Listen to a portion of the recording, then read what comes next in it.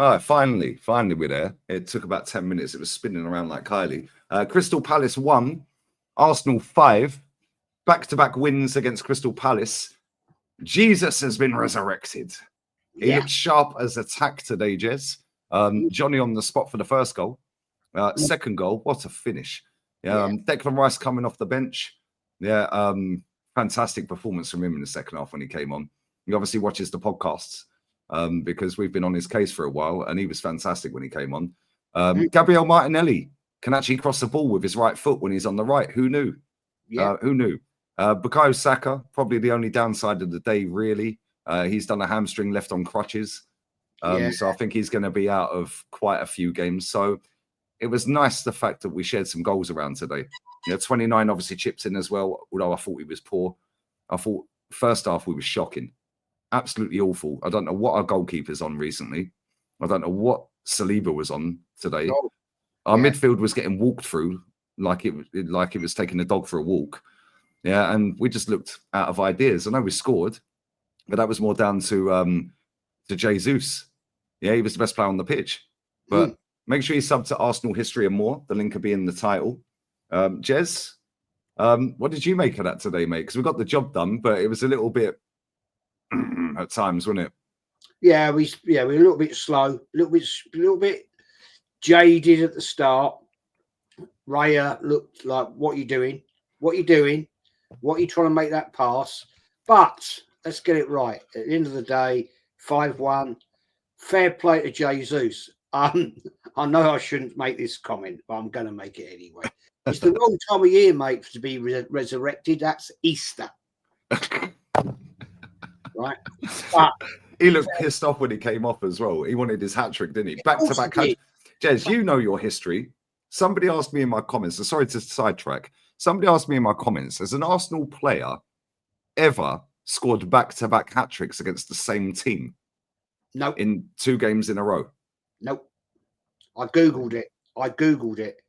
And I didn't know. I actually Googled it, and no, not in Arsenal's history. So he could have broke a record. He could have been the record. No wonder he was fuming when he came off, because he probably already knew that. I dare say he would have done. I dare say he looked good today, though, didn't he? He looked like, especially in the first half, like he faded a little bit second half, but in the first half, he looked like the only player that weren't walking around tranquilized. He had energy, he had pace, he was quick, he went tripping over the ball. I think listen to me and you and Kenny and Matty, because all of a sudden he's doing. I said the other night, I think it was on your show, Fan Cam. Start him today, he'll score. Who knows? Who knows? That maybe you and us are right, because I think brilliant performance. Long may he keep it up. We've berated him for a long time and said this guy's not there. But fair play to him. Respect. I will always give credit, and I will always put my hands up and say, Jez, you are wrong. And I was wrong. So fair play to the man. But yeah, well, you were wrong for you was right at the time, Jez.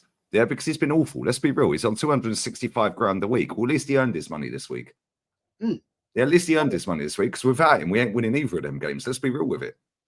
Yeah, let's be real. True. So he's earned his money this week. Yeah, but where's he been for? And I don't necessarily, when we've said this on podcasts before, I don't necessarily just blame him.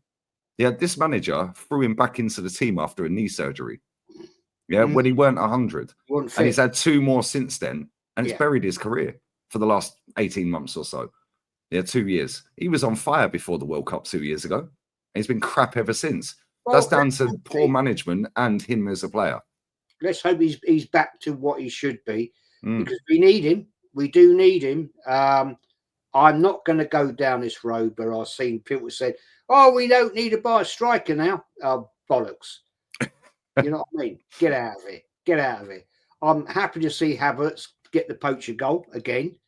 It was an all-round Palace. I thought they were poor. Let's be honest. After we went 3-1 up, they just fell apart. Yeah, they had that one opportunity. Well, double save from Raya. Great. Other than that, they died after that, didn't they? They just fell apart, and it was just a one way map after that. Trying to think of a better way of saying it. But yeah, I mean, at the end of the day, credit where credit's due. Fair play to the boys. You got it over the line. We needed that 5-1. And unlucky Man City. See you later. You're on the downfall. You're on the downgrade. And I called this the other night. I said it. This is a team that maybe now is in a rebuild situation. Because at the end of the day, we've all been there. What process, Lee? What process are they going to go through? Well, at the end of the day, what are they going to do? But yeah, I'll take it, mate, all day long. Who is your standout players today? Give me 3 players that impressed you today. Yeah, because I thought there were some poor performances. Our captain was shit. Let's be real. The way he was getting brushed off the ball at times was embarrassing. Martinelli, I thought, was good out on that right wing. He looked good today. Jesus, obviously. I gave him man of the match. Same. And another player that made a big impact when he came on was Declan Rice. Yep. And we've called him out. I've called him out. And fair play to the man. He came on. He looked up for it today. As soon as he came on, right? As soon as he came on, he was going like this. Yeah. Come on. Come on.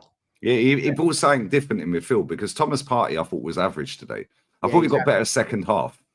Yeah, but when you've got 29 walking around like he's just like not interested, and you've got Odegaard getting barged off the ball every minute, right? Thomas Partey has to run a midfield on his ones, after playing at right back and being subbed here and there. And it's like, I get it's not easy to play as many games they're playing and playing multiple positions. I get it. I understand it. But at the same time, as soon as we brought him on, he just went, yo, fuck you. Yeah, now we've got a bit of power in midfield. Yeah, and he looked like the Declan Rice we first signed today. Yes. And he was on the pitch, he came on 58th minute. He came on like that. He came on like, come on. And like I thought, I haven't seen you do that for a while, my friend, and respect you for that. And the other thing I noticed today was there was not so much of the airplane thing going on with old Arteta today. No, it was more like, yeah, okay, I see you. Let's do this, let's do that. But it wasn't like his normal controlling, trying to be doing what he's doing, showing his arrogance and dictating every single step of the game. Yeah, exactly. He was it's almost like he let them off the leash. He said, right, boys, go and play. But do you think that was because Saka went off? Because he had to fucking change the team up real quick. Yeah, because that's give it to Saka and hope. That's how it's been. So as soon as Saka went off, all of a sudden we're starting to flow a little bit better. Yeah, and that's not a diss at Saka. Yeah, because he's been unreal for us. Let's be real. Without him, we would have been about 7th or 8th every season. Yeah, but at the same time, he goes off, and all of a sudden Martinelli's balling out. Yeah, Declan Rice comes in, the team's balling out. Our captain dies because he can't pass to Saka anymore. Had a good game today, I thought. He done all right. He done all right. Well, he created a goal, so I can't give him credit for that. What did you make of Skelly? Levels. He was class, wasn't he? He's looking good, mate. Apart from marking Mateta on corners, which I don't ever want to see ever again, mate. That's like me or you marking Kenny Ken. Yeah. What's that all about? Yeah. Why don't you get your centre back on the biggest player on the pitch? He's a fucking headache, that Mateta, mate.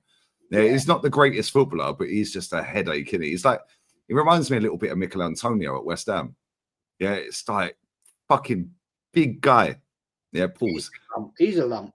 He's a lump. I mean, I mean, Jesus, I wouldn't stand a chance like in a match with him. You know what I'm saying? But no, that Lewis Skelly, mate, we've got to look after that boy. He's one for the future. Seriously. And where he came on, he did all right. He didn't have a great amount of time on the ball, but fair play to him. Another one, we got to look after him. What did you make of Calafiori? He was all right, but he set up Rice's goal as well. But he did. He got in the mix. Fair play to him. And for me at the moment, he's just not quite there yet. Will he be? I don't know. I'll give him license. I will give him license. because typical Italian player, do they always make it in the Prem? Not many of them. Let's be fair. No, they Let's be don't. honest. Yeah, he looks mad erratic, but listen, time will tell. Innit? He's had a load of injuries since he's been here. Yeah, so we're seeing it. His ankle done again today, didn't Oh he? yeah, the way I missed that as well. I watched it back. Somebody put a clip out on Twitter because I went for a piss. Yeah, I come back. Yeah, and they were going, wow, but then he came back on. It's like, and this is my point. Yeah, it's like Lewis Skelly was playing so well. Why even take him off? Let him play a full 90. He ain't done a 90 yet in the Prem. I didn't have a problem taking him off, to be honest. I thought we're done. The game's done. The game is done. Yeah, take him off, rest him up. We've got Ipswich boxing 27th. Yeah, Brentford. 27th. They lost at home today as well. First home loss of the season. Yes. Yeah. I tell you what, Lee, I'm not looking to that bloody semi-final in Newcastle. I'm not looking forward to that. I didn't. Do you know what, Jez? If we end up getting Spurs in the final, yeah, right. I said this on the watch along. I don't think we will, and I'm confident in a final anyway. Yeah, Arsenal, doesn't matter who the manager is. Yeah, we get to a final at Wembley, we normally turn up. Yeah, it doesn't matter who it's against. Yeah, Chelsea, record-breaking Chelsea at the time, Conte, we done them. Yeah, but if we ended up winning that final, cool, fantastic. We want to win a trophy. If we ended up losing that to Ange at Tottenham, that's they've never done us in a final, have they? Never. Yeah, so they've never done us in a final. He's come out and said he wins a trophy in his second season. Yeah, and they're in a semi. You know Liverpool are going to play their kids. Yeah, they've done it in every round, and they did it against us in the FA Cup last year. Yeah, and in fact, they did it in the League Cup final last year against Chelsea. They played their kids. So you know that they've got a chance to get to the final, Tottenham. I think Newcastle's very difficult. I can't lie. And they're in form at the minute. But if he was to lose that final against Tottenham, if we was to get there and that was the final and we fucking lost at Wembley to Tottenham, to hand that lot their first trophy in 17 years, I think this fan base will pack it in with this manager. Yeah, I think it'll be curtains. You can't give them a trophy, mate, because you know they ain't going to shut up about it. Can you imagine it? No, some of these YouTubers out there. Oh my God, Deji Spurs and all that lot. Oh, yeah, Deji and Expressions will never let us live it down, mate. Yeah, God, we never hear the end of it. No, that can't happen. That cannot happen. But I'll be fair to you, right? If we get through, if we beat Newcastle, I think it will be Liverpool, personally. Yeah, I think we'll win it. But if it was Spurs, I think we've just got that extra thing with the fan base at the ground at Wembley, enough to spur the team on. And if Arteta's got any bollocks at all, he knows what it means to play Spurs in a cup final. He could go down as the first manager to lose a cup final against Spurs or the first to win against Spurs. Yeah. And I think he would play his best team. I can't lie. I think he would. We have to. Do you know what? I really hope we don't get him in the final, because if we lose, fuck that. I can't be dealing with them fans, mate. I'd rather we get Liverpool. Yeah, we've got to get there first. But listen, we're waffling. Jez, always appreciate you, mate. Shout your channel out. What you got coming up in terms of shows? Arsenal history and more, mate. Thank you very much, as once again, have me on. I'll see you Monday for the podcast thing. I'm going to be doing sometime Sunday night, probably 8 o'clock. I don't know what it is. A Christmas show I did last year, which is great fun. And then that'll be it, and probably until the 27th with Ipswich. There you go. Make sure you sub to Jez's channel. Link will be in the title. Matty's up next. I'm going live straight after that for about 40 minutes. And then I'm jumping on with Ola Fight Week show to watch Tyson Fury get knocked out by Alexander Usyk. We're out. I've gone for Fury. I'm going Fury. I know nothing about boxing. Ooh. Nothing about boxing at all. I haven't got a clue. It's not my sport. I'm going Fury this time. There we go. We'll catch up on this on Monday. We're out. Cronky out.